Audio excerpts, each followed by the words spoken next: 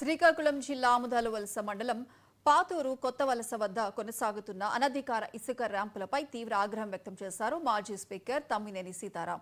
ఇసుక మాఫియాల దాడిలో గాయపడిన బాధితులను పరామర్శించారు.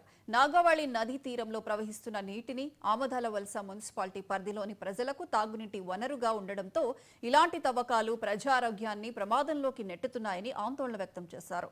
అధికార యంత్రాంగం వెంటనే చర్యలు తీసుకోవాలని డిమాండ్ చేశారు. అక్రమ ఇసుక తరలింపును వెంటనే అడ్డుకోవాలని ప్రభుత్వాన్ని కోరారు.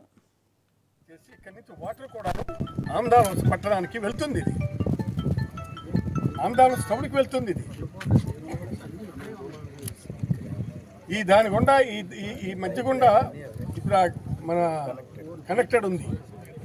ఇప్పుడు మన చీమల వలస, కొర్లకోట, కనుగుల వలస ఇవన్నీ కూడా ఇక్కడ మన ఆమదాల వలస. ఇంత పెద్ద బహుళ ప్రయోజనాలు ఆశించి మేము తీసుకున్నటువంటి ఈ వ్యవహారాన్ని ఇలా చేస్తారా? మొత్తం అందరికీ ప్రజలందరికీ నీళ్ళు ఇవ్వాల్సినటువంటి పరిస్థితి ఇది. లేకపోతే పగలగొట్టారని చెప్పి కంప్లైంట్ చేశారు. పైప్స్ పగలగొట్టారని చెప్పి పగలగొట్టారని కంప్లైంట్ చేశారు.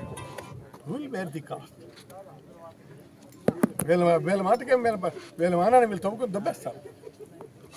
తర్వాత ఇక్కడ పరిస్థితి ఏమిటి? దీనికోసం ఆలోచించాల్సినటువంటి అవసరం ఉందా లేదా? ఎంత పెద్ద ప్రాజెక్ట్ అండి అది. దాన్ని ఈ విధంగా చేస్తారా? అందుకే దీన్ని వెంటనే తక్షణమే దీన్ని నిలుపుదల చేసి ప్రజలకు ప్రశాంతమైనటువంటి జీవితాన్ని ఇవ్వాల్సిందిగా